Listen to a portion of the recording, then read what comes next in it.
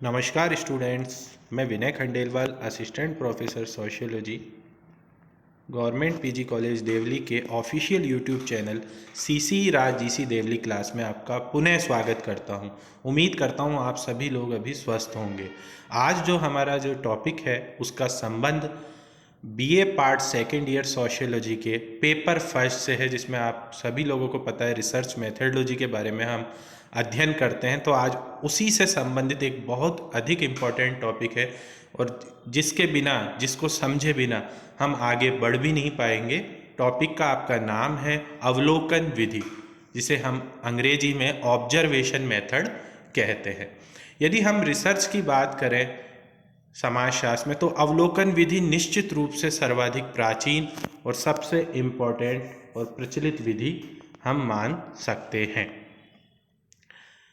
यदि साधारण शब्दों में हम समझें तो अवलोकन अर्थात किसी भी चीज़ को ऑब्जर्वेशन करना, जिसमें यदि हम हमारे शरीर के अंगों की बात करें तो सबसे अधिक अवलोकन में, यदि कोई आपसे एग्जाम में पूछे किस अंग का प्रयोग होता है, तो आँखों से, क्योंकि हम किसी भी चीज़ का जो ऑब्जर्वेशन करते हैं उसमें सबसे ज़्यादा प्रयोग हम अपने आँखों का करते हैं। हो सकता है शरीर के और अंग भी यूज़ आते हों ऑब्जर्वेशन के दौरान, पर सबसे अधिक कोई यदि बॉडी का पार्ट हमारा यूज़ होता है ऑब्जर्वेशन में, वो होती है हमारी आईज, हमारी आंखें।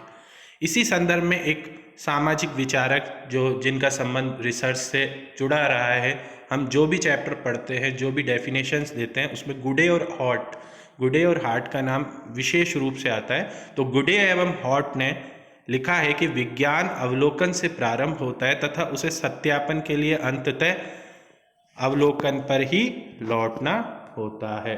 अर्थात साइंस में ऑब्जर्वेशन बहुत अधिक उपयोगी है। उसी प्रकार समाजशास्त्र भी एक प्रकार का सामाजिक विज्ञान है। अवलोकन किए बिना हम उसमें भी किसी भी प्रकार के रिसर्च या थ्योरीज में आगे नहीं बढ़ पाते हैं। तो ये एग्जाम की दृष्टि से बहुत इम्पोर्टेंट डेफिनेशन है। और तभी भी ऑब्जर्वेशन की हम चर्चा करें तो आपको ये गुडे हार्ट की डेफिनेशन को जरूर लिखना है। यदि हम समाज विज्ञानों की बात करें तो अवलोकन विधि का प्रयोग कई महत्वपूर्ण विद्वानों ने किया है, जिसमें उल्लेखनीय नाम यदि हम देखें तो जॉन हावर्ड ने जो कैदियों का अध्ययन किया उसमें भी अवलोकन का प्रयोग किया। जेल की दशाओं का जो अध्ययन हुआ उसमें भी सहभागी अवलोकन का प्रयोग किया गया है।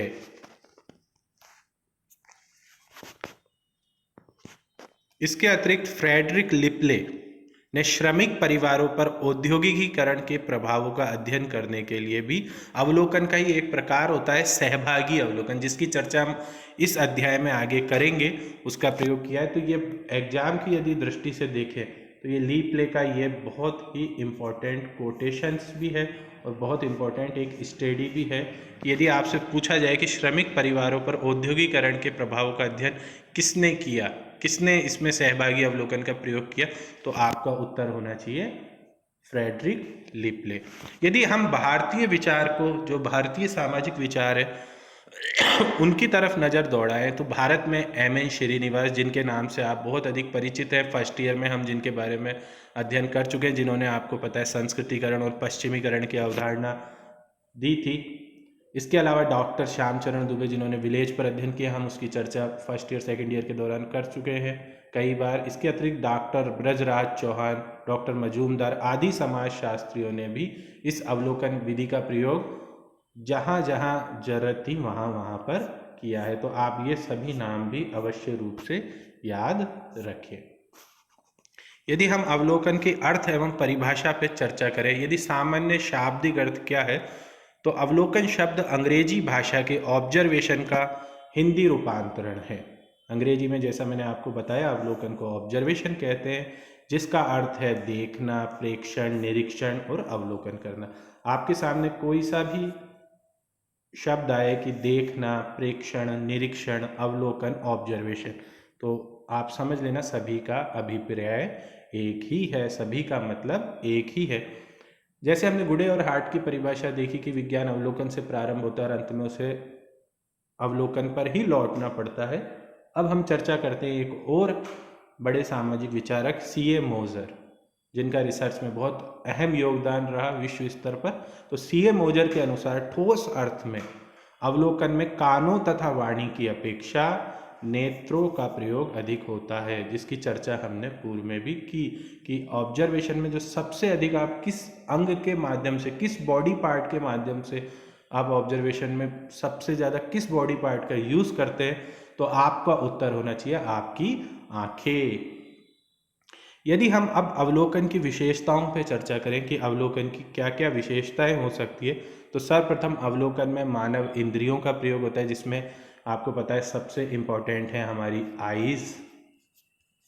उसके अलावा अवलोकन प्राथमिक सामग्री संकलन होता है। यहाँ प्राथमिक सामग्री का मतलब है जो प्रथम बार में एकत्रित की गई है, उसमें अवलोकन का उपयोग होता है। जैसे मान लो रोड पे किसी का एक्सीडेंट हो गया, और रोड पे एक्सीडेंट होने के बाद जैसे ही आपको पता है पुलिस आ जाती है, रिपोर्टर आ जाते हैं, तो वो जो अध्ययन करते हैं उसके बारे में जो रिपोर्ट प्रस्तुत करते हैं वो एक प्रकार की प्राइमरी सोर्सेस ऑफ डेटा होता है। तो अवलोकन इसमें सबसे अहम भूमिका निभाता है। इसके अतिरिक्त अवलोकन की विशेषता है कि बहुत ही सूक्ष्म, गहन और उद्देश्यपूर्ण अध्ययन होता है। बहुत ही सूक्ष्म मतलब बहुत ही माइक्रोस्कोपिक होता है, जिसमें छोटी से छोटी जानकारी भी पता लगाई जाती है। इसके अलावा जैसे हमने बताया साइंस की एक प्रमुख विशेषता होती है कि कार्य कारण संबंध का पता लगाना, अर्थात हर घटना के पीछे कोई ना कोई कारण अवश्य होता है, तो साइंस उसे खोजने का या उसे समझने का भरपूर प्रयास करती है। इसके अलावा अवलोकन की विधि होती है निष्पक्षता। निष्पक्षता अर्थात किसी भी प्रकार का बायसनेस अवलोकन के अंदर नहीं होता है, किसी भी प्रकार का बायसनेस नहीं होता, कोई भी प्रकार का पक्षपात अवलोकन की विधि के अंदर नहीं किया जाता। जैसी चीज है उसको वैसा का वैसा ही स्वीकारा या समझा जाता है। इसके अलावा अवलोकन प्रत्यक्ष अध्ययन है, बिल्कुल देखा जाने वाला अध्ययन है, अप्रत्यक्ष नहीं है। इसके अतिरिक्त अवलोकन विचार पूर्वक किया जाने वाला अध्ययन है। हम जब ऑब्जर्वेशन करते हैं तो यूं ही नहीं, हम सोचते हैं किसी चीज़ के बारे में अध्ययन करने से पहले, तभी उसको कर सकते हैं, अर्थात एक थॉटफुल प्रोसेस है अवलोकन। इसके अलावा समूह व्यवहार के अध्ययन में भी अवलोकन बहुत अधिक उपयोगी है। तो ये रही अवलोकन की विशेषता। अब हम चर्चा करते हैं कि अवलोकन के प्रकार क्या क्या हो सकते हैं, टाइप्स ऑफ ऑब्जर्वेशन। तो अवलोकन का जो पहला प्रकार है वह है अनियंत्रित अवलोकन, जिसे हम अंग्रेजी में अनकंट्रोल्ड ऑब्जर्वेशन कहते हैं। जैसा नाम से ही स्पष्ट हो रहा है कि अनियंत्रण अर्थात जिसमें नियंत्रण का पूर्णतया या संपूर्णता में अभाव हो। इस प्रकार के अवलोकन में जो अवलोकन करता है और जिसका वो अवलोकन कर रहा है, दोनों में से किसी भी प्रकार का नियंत्रण नहीं रखा जाता। इसीलिए गुडे और हार्डिन की हमने पूर्व में परिभाषा पढ़ी, उन्होंने इसे साधारण अवलोकन भी कहा है। और जहोदा एवं कुक ये भी एक रिसर्च में महत्वपूर्ण नाम रखते हैं, महत्वपूर्ण योगदान रखते हैं। इन्होंने इसे असंरचित अवलोकन भी कहा गया है। तो आपसे एग्जाम में पूछ सकते हैं कि किसने अवलोकन को या अनियंत्रित अवलोकन को असंरचित अवलोकन कहा है या अनौपचारिक कहा है, तो आपका उत्तर होना चाहिए जहोदा एवं कुक। अब अनियंत्रित अवलोकन भी कई प्रकार के हो सकते हैं, जिसमें सबसे जो इम्पोर्टेंट है, और ये ना केवल मैं प्रतियोगी परीक्षा की बात कर रहा हूँ बल्कि यूनिवर्सिटी एग्जाम के हिसाब से भी यदि सबसे ज़्यादा कोई क्वेश्चन आता है तो वह आता है सहभागी अवलोकन पर। सहभागी अर्थात पार्टिसिपेंट ऑब्जर्वेशन, जिसमें नाम से ही स्पष्ट होता है कि हम इस प्रकार के अवलोकन में कोई दूरियां नहीं रखते बल्कि साथ साथ अनुभव करते हैं और साथ साथ अध्ययन करते हैं। तो वर्ष 1924 में एक विचारक थे लिंडमैन ने अपनी पुस्तक लिखी थी सोशल डिस्कवरी, जो बहुत ही इम्पोर्टेंट है एग्जाम की दृष्टि से। आपसे पूछा जा सकता है कि सोशल डिस्कवरी पुस्तक के लेखक कौन है, तो आपका उत्तर होना चाहिए लिंडमैन। उन्होंने सर्वप्रथम इस पार्टिसिपेंट ऑब्जर्वेशन का प्रयोग किया था। लिंडमैन के अतिरिक्त जॉन मेज एक बहुत अच्छा कोटेशन लिखते हैं, जिससे आपको बिल्कुल क्लैरिफाई हो जाएगा कि सहभागी अवलोकन असल में क्या है। जब अवलोकनकर्ता के हृदय की धड़कनें समूह के अन्य व्यक्तियों के हृदयों की धड़कनों से मिल जाती है तथा बाहर से आया कोई भी व्यक्ति अनजाना नहीं रहता है, तो हमें यह समझना चाहिए कि उसने सहभागी अवलोकन कहलाने का अधिकार प्राप्त कर लिया। अर्थात इस प्रकार का अध्ययन है जिसमें, जैसा मैंने आपको पहले ही बताया, जिसमें सब लोग मिलजुल के अध्ययन करते हैं। इस प्रकार के अवलोकन में ना तो अवलोकनकर्ता ना अवलोकित किए जाने वाले समूह, अर्थात मान लो कोई रिसर्चर किसी गांव का स्टडी करता है, किसी गांव का अध्ययन करता है, तो गांव वालों को ऐसा नहीं लगना चाहिए कि हमारे लिए अनजाना है या हमारे लिए ये इसकी हमें जानकारी नहीं है, तो बाहर का व्यक्ति है, हम इन्हें अपने रिसर्च की सूचनाएं क्यों दें, हम इन्हें अपने बारे में क्यों बताएं। तो यदि ऐसा होता है तो ऑब्जर्वेशन प्रॉपर तरीके से नहीं हो पाता। तो इस प्रकार के अवलोकन में ऐसा चीज़ नहीं होती, इसमें कोई भी व्यक्ति अनजाना नहीं रहता, सभी लोग सहभागी ढंग से अध्ययन करते। तो इसमें इम्पॉर्टेंट आप ध्यान रखना कि सोशल डिस्कवरी पुस्तक यदि आपसे कोई पूछे किसने लिखी है, तो आपका उत्तर होना चाहिए लिंडमैन। ये इसमें बहुत इंपॉर्टेंट है यदि हम एग्जाम की दृष्टि से देखें। इसके अलावा यदि हम 20 शब्दों और 25 शब्दों की भी बात करें तो सहभागी अवलोकन क्या है, इस पर कई बार एग्जाम में आपके MDS यूनिवर्सिटी में पेपर आया हुआ है। और केवल MDS ही नहीं, आप किसी भी यूनिवर्सिटी में चर्चा करें तो सहभागी अवलोकन एक बहुत इंपॉर्टेंट क्वेश्चन है। अब हम चर्चा करते हैं आगे कि सहभागी अवलोकन के क्या गुण हो सकते हैं। तो सहभागी अवलोकन, जैसा हमने बताया कि इसमें सभी लोग सम्मिलित रूप से अध्ययन करते हैं, तो इसमें सूचनाएं हमें बहुत अधिक मिल जाती है, वाइडर इन्फॉर्मेशन होती है, क्योंकि कोई भी आपसे कुछ भी छिपाता नहीं है, आप खुलकर किसी से भी पूछ सकते हैं और वो भी जवाब देने में, जिस पर अध्ययन किया जा रहा है उसको भी कोई संकोच नहीं होता, वह पूर्णतया खुलकर स्पष्ट ढंग से जवाब देता है। इसके अलावा इसमें सूक्ष्म और गहन अध्ययन होता है, प्रत्यक्ष अध्ययन होता है, वास्तविक व्यवहार का अध्ययन होता है, ये बहुत अधिक विश्वसनीय है और सरल अध्ययन होता है। तो ये सहभागी अवलोकन की एक विशेषताएं होती है। इसके अतिरिक्त सहभागी अवलोकन के क्या दोष हो सकते हैं, तो इसके बारे में कई जो इसके क्रिटिक्स है वो मानते हैं कि पूर्ण सहभागिता कभी भी संभव नहीं है, क्योंकि यदि कोई व्यक्ति बाहर से आया हुआ है, किसी गांव पे अध्ययन कर रहा है, तो वो निश्चित रूप से उसे संकोच करेगा और बहुत ही कम लोग होते हैं जो खुलकर अपनी बात बताएं, तो वो उनको क्यों अपनी बात बताएगा। इसलिए इसका ये दोष बताया कि पूर्ण सहभागिता संभव है ही नहीं, ये एक प्रकार का भ्रम है। तो इसका एक दोष बताते हैं विचारक कि पूर्ण सहभागिता संभव नहीं। दूसरा, अत्यधिक खर्चीली है, क्योंकि जब व्यक्ति को हर अध्ययन करने के लिए जाना पड़ेगा तो उसमें खर्चा भी होगा, आने जाने का खर्चा, अध्ययन किए जाने का खर्चा, तो काफ़ी कॉस्टली मेथड इसको बताया गया। इसके अलावा बताया गया कि सीमित क्षेत्र में अध्ययन, यदि मान लो हमें पूरे भारत की स्टडी करनी है तो कहाँ तक व्यक्ति जाके अध्ययन कर पाएगा, तो उसको दूसरे सोर्सेज पे भी ध्यान देना होगा, दूसरे तरीकों पे भी ध्यान देना होगा, क्योंकि सीमित क्षेत्र में तो अध्ययन किया जा सकता है पर विस्तृत क्षेत्र में सहभागिता कैसे संभव है संपूर्णता में, ये एक प्रकार का क्वेश्चन मार्क है। इसके अलावा ये धीमा अध्ययन है, क्योंकि व्यक्ति जा के करता है एक जगह अध्ययन, तो बहुत ही स्लो प्रोसेस से होता है, व्यक्ति एक बार में एक ही जगह उपस्थित हो सकता है। प्रॉब्लम ऑफ रिकॉर्डिंग, ये एक इसकी बहुत महत्वपूर्ण समस्या आपसे पूछी भी जा सकती है एग्जाम में कि आलेखन की समस्या किस प्रकार के अवलोकन का उदाहरण है। तो आलेखन की समस्या निश्चित रूप से सहभागी अवलोकन है, क्योंकि व्यक्ति जब किसी से पूछेगा, एक मान लो किसी के गांव में कि कोई व्यक्ति अध्ययन करने गया, तो मान लो यदि वो कॉपी पेन लेके लिखने लगा सारी चीज़, तो गांव वाले वैसे ही सरल प्रवृत्ति के होते हैं, थोड़े नासमझ भी होते हैं, तो वो सोचेंगे कि भाई पता ही नहीं हमारे बारे में ऐसी क्या जानकारी है, किसको सूचनाएं देगा, उनको पुलिस से भी डर लग सकता है, तो हो सकता है वो सूचना उस समय ना दे। तो इसलिए सहभागी अवलोकन में जो भी सूचनाएं एकत्रित की जाती है वो एक प्रकार से इनफॉर्मल मेथड में की जाती है, बहुत ही अनौपचारिक तरीके से की जाती है, फॉर्मल वे में ये नहीं की जाती, नहीं तो लोग सूचनाएं देंगे ही नहीं। इसके अतिरिक्त भूमिका सामंजस्य बनाने में भी काफ़ी कठिनाई रहती है।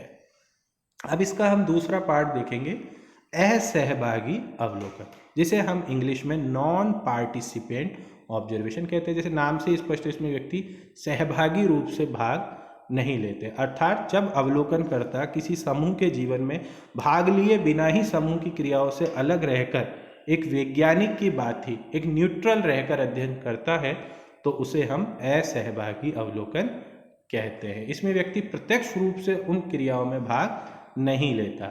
इस विधि में अध्ययनकर्ता समूह या समुदाय में जाकर ना तो लंबे समय तक निवास करता है और ना ही उनकी गतिविधियों में भाग लेता है, वरन एक अपरिचित और मौन दर्शक की भांति कार्य करता है।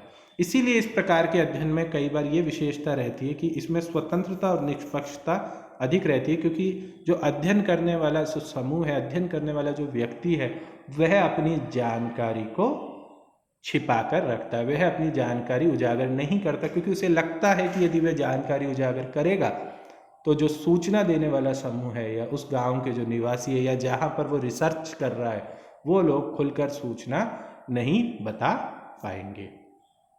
अब हम चर्चा करते हैं असहभागी अवलोकन के क्या गुण हो सकते हैं। तो बिल्कुल ये ऑब्जेक्टिविटी होती है, ज्यों का है त्यों का इसमें अध्ययन किया जाता है, क्योंकि निष्पक्ष और ये स्वतंत्र होता है। दूसरा, अधिक विश्वसनीय होती है, क्योंकि किसी भी प्रकार के बायसनेस की इसमें संभावना नहीं रहती। इसके अलावा इसमें सहयोग अधिक होता है और ये खर्चीली भी कम होती है, क्योंकि इसमें जगह जाकर अध्ययन नहीं करना पड़ता, और चूंकि किसी को अधिक कुछ पता ही नहीं रहता तो कोऑपरेशन भी इसमें थोड़ा ज़्यादा रहता है, अर्थात सहयोग इसमें ज़्यादा रहता है। अब इसके दोष क्या हो सकते हैं कि सतही ज्ञान ही संभव होता है, डेप्थ ज्ञान इसमें नहीं मिल पाता, क्योंकि इसमें पार्टिसिपेंट्स है वो बहुत ही कम होता है। व्यक्ति एक अनजाने की भांति या एक मूक दर्शक की भांति व्यवहार करता है, इसलिए इसमें सतही ज्ञान ही संभव है। इसके अलावा अध्ययनकर्ता को लोग संदेह की दृष्टि से भी देखते हैं। अध्ययनकर्ता को लोग बहुत ही डाउटफुली नज़रों से देखते हैं कि पता ही नहीं हमसे क्या जानना चाह रहा है ये। तो इस प्रकार है।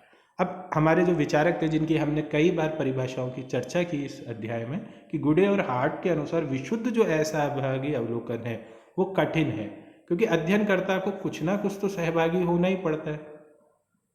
ऐसा कैसे संभव है कि वो बिना सहभागी हुए अध्ययन कर ले, क्योंकि कुछ ना कुछ तो उनके साथ उनको मेलजोल बनाना ही पड़ेगा। बिना मेलजोल बनाए वो अध्ययन कैसे कर सकते हैं। इसलिए गुडे हार्ट ने कहा है कि विशुद्ध असहभागी अवलोकन थोड़ा कठिन है। अब हम जो तीसरा अनियंत्रित अवलोकन का जो प्रकार हमारा है, अर्ध सहभागी अवलोकन, जैसा नाम से ही स्पष्ट है, इसको हम अंग्रेजी में बोलेंगे क्वासी पार्टिसिपेंट, अर्थात ये ना तो पूर्णतः सहभागी है और ना पूरी तरीके से असहभागी है। तो इसे मध्यवर्ती मार्ग के रूप में अपनाया जाता है। इसे मिडिल भाग माना गया है इसका, क्योंकि इसमें दोनों गुणों का समावेश होता है।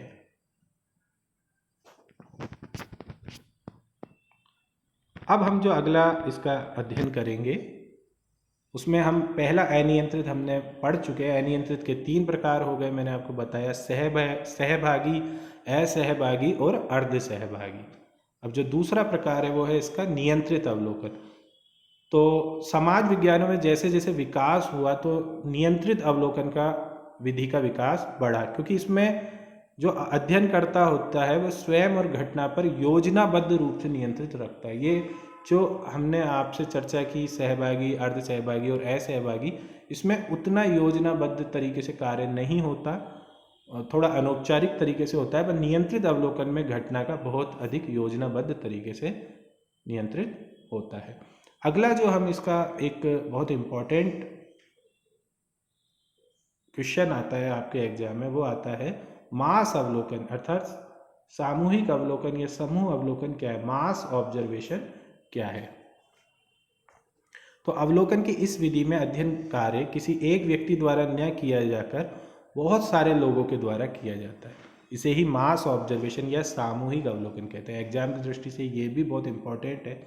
आपका जो शॉर्ट नोट लिखने का आता है 50 वर्ड्स 20 वर्ड्स, उसमें ये प्रश्न पूछा जा सकता है। 400 शब्दों में भी इसको पूछा जा सकता है। तो इसमें सिन पाओ यंग ने स्पष्ट किया है कि सामूहिक अवलोकन जो है वो नियंत्रित तथा अनियंत्रित अवलोकन का एक मिश्रण है। और वर्ष 1937 में इंग्लैंड के लोगों के स्वभाव, विचार एवं जीवन अध्ययन हेतु वर्ष 1944 में जमैका की स्थानीय दशाओं के अध्ययन हेतु इस विधि का उपयोग किया था। तो आपको पता होना चाहिए कि मास ऑब्जर्वेशन क्या है। तो सर्वप्रथम तो इसका प्रयोग सिन पाओ यंग ने किया था, जो किसी एक व्यक्ति द्वारा न किया जाकर अध्ययनकर्ताओं के एक समूह के द्वारा किया जाता है। अब हम टोटलिटी में अवलोकन विधि की बात करते हैं कि जितने भी हमने प्रकार देखे अवलोकन के, तो उनकी क्या उपयोगिता हो सकती है। तो एक सरल विधि है, विश्वसनीय है, हाइपोथेसिस के निर्माण में सहायक होती है। जो आपको पता है, रिसर्च से पहले हम जो भी कुछ विचार होते हैं हमारे, उसको हम हाइपोथेसिस का नाम देते हैं। और एक प्रचलित है, वेरिफिकेशन की भी सुविधा अवलोकन देता है। अर्थात मान लो आपने किसी गांव की स्टडी की, आप पुणे गांव में वापस जाकर चेक कर सकते हैं कि आपने सही अध्ययन किया है नहीं किया, और इसकी निरंतर यूज़ आप इसका ले सकते हैं। अब हम चर्चा करते हैं कि अवलोकन पद्धति के दोष या सीमाएं क्या हो सकती है। तो आपको पता है कि हर ज्ञानेंद्रियां जो होती है हमारी, उनकी अपनी एक सीमा होती है। कई बार हम कहते हैं ना, आंखों देखा भी गलत हो सकता है, तो ये अवलोकन की भी एक सीमा हो सकता है। हमें लग रहा हो कि हमें सही जानकारी है, क्योंकि ये तो हमने हमारी आंखों देखी है, और आपको पता है अपवाद के रूप में आंखों देखी भी गलत हो सकता है। दूसरा, व्यवहार की कृत्रिमता, अर्थात व्यक्ति जब सूचनाएं देता है, कोई व्यक्ति अध्ययनकर्ता को, तो बनावटी होता है। वो कई बार यह आवश्यक नहीं है कि वो सही या निष्पक्ष या विशुद्ध सूचनाएं उपलब्ध कराए, कई बार सूचनाएं गलत भी हो सकती है। दूसरा, एक पक्षपात की भी संभावना रह सकती है। कोई रिसर्चर ग्रुप को कोई फंड मिला हुआ हो, या उसको अपना रिसर्च बहुत अच्छा साबित करना हो, उससे कोई लाभ प्राप्ति हो, तो वो आंकड़े अपने हिसाब से भी मैनेज करवा सकता है, तो वो पक्षपात की भी संभावना होती है। दूसरा, ये भी आवश्यक नहीं है कि यह हर प्रकार के अध्ययन में उपयुक्त हो, कुछ प्रकार के अध्ययनों में यह अनुपयुक्त भी हो सकता है। इस संदर्भ में पीवी यंग ने लिखा है कि सभी घटनाओं का निरीक्षण नहीं हो सकता, सभी घटनाओं के घटित होते समय अवलोकनकर्ता उपस्थित नहीं होता, तो फिर घटनाओं का निरीक्षण कैसे संभव है। क्योंकि हमेशा तो ऑब्जर्वर जो किसी भी चीज़ का रिसर्च कर रहा है, वो हमेशा तो उस जगह पे उपस्थित नहीं हो सकता, तो फिर इनका निरीक्षण किस प्रकार हो सकता है। यह भी एक प्रकार का अवलोकन का दोष रहा है। लास्ट में हम एग्जाम की दृष्टि से जो हमने सहभागी अवलोकन और असहभागी अवलोकन का अध्ययन किया, उनका एक तुलना कर सकते हैं, क्योंकि एग्जाम में ये प्रश्न भी कई बार पूछा जाता है कि सहभागी और असहभागी अवलोकन में अंतर क्या है। तो हमने जो पहला प्रकार का अनियंत्रित अवलोकन किया था, उसके जो दो प्रकार थे, सहभागी और असहभागी, उनके हम अंतरों की चर्चा करते हैं। तो सहभागी में अध्ययनकर्ता सभी गतिविधियों में भाग लेता है, जैसे मैंने बताया, उसमें वो स्वयं को अनजाना नहीं रहता, वो उनसे घुल मिल जाता है और फिर उनसे इन्फॉर्मेशन निकालने का प्रयास करते हैं, उनके एक परिवार के भांति उनसे सूचनाएं वो निकालते हैं। और असहभागी में, जैसे मैंने बताया, क्योंकि वो किसी प्रकार का सहभागिता रखना ही नहीं चाहता, तो वो एक तटस्थ और मौन रूप में अपना कार्य करता रहता है। दूसरा, सहभागी अवलोकन में चूंकि जैसे होता है ना, एक परिवार का सदस्य, कोई व्यक्ति अपनी माँ के बहुत नज़दीक होता है, कोई पिताजी के, कोई अपने किसी दोस्त से बहुत नज़दीक होता है, तो कई बार कोई व्यक्ति यदि झूठ भी बोल रहा होता है, मान लो अध्ययनकर्ता को पता लगा कि ये तो शायद भय की वजह से या किसी और वजह से सूचनाएं सही नहीं दे रहा, तो वो और तरीके से, चूंकि वो लोग घुल मिल चुके होते हैं, तो वो एक तरीके से उनसे किसी ना किसी प्रकार से सूचना निकाल ही लेते, क्योंकि जो हमारा परिचित होता है, जो हमें समझता है, जो हमारा जानकार होता है, उन्हें हमें सूचनाएं देने में किसी प्रकार की झिझक नहीं होती। तो इसी प्रकार सहभागी अवलोकन में सत्यता की जांच के कई असर होते हैं, इस प्रकार सूचनाएं कई तरीके से निकाली जा सकती है। असहभागी अवलोकन में सत्यापन के अवसर बहुत अधिक सीमित होते हैं। तीसरा अवलोकन, सहभागी अवलोकन में गहनता के आधार पर अध्ययन हो सकता है, अर्थात बहुत ही डेप्थ स्टडी की जा सकती है, जबकि असहभागी में क्योंकि व्यक्ति वहाँ तो रहता नहीं है, तो अधिक गहन अध्ययन संभव नहीं होता। इस प्रकार सहभागी अवलोकन में समय और धन भी अधिक लगता है, मैंने आपको इस बारे में समझा चुका हूँ, जबकि असहभागी में उसको वहाँ जाना तो होता नहीं है, तो समय और धन उतना अधिक नहीं होता और विस्तृत भी अध्ययन हो जाता है। सहभागी अवलोकन में चूंकि व्यक्ति एक दूसरे को बहुत अधिक जान जाते हैं, तो वो कोई ऐसी सूचना जिससे उनका चरित्र खराब हो या उनके गांव का नुकसान हो, उनकी जाति का नुकसान हो, तो वो ऐसी सूचनाएं नहीं देता। इसलिए कई बार जो सहभागी अवलोकन में जो अध्ययन होता है, जो रिसर्च होती है, उसमें पक्षपात की संभावना अधिक होती है, जबकि असहभागी अवलोकन में पक्षपात की संभावना उतनी अधिक नहीं होती। शीघ्र ही मिलते हैं नए लेक्चर के साथ। आप सभी लोगों का मुझे सुनने के लिए बहुत बहुत धन्यवाद। और अंत में कहना चाहूँगा कि हमारा गवर्नमेंट कॉलेज देवली का जो ऑफिशियल यूट्यूब चैनल है CC राज GC देवली, उसमें BA और MA क्लासों के लेक्चर लगातार डाले जा रहे हैं, तो आप इस चैनल को सब्सक्राइब करना ना भूलें। बहुत बहुत धन्यवाद।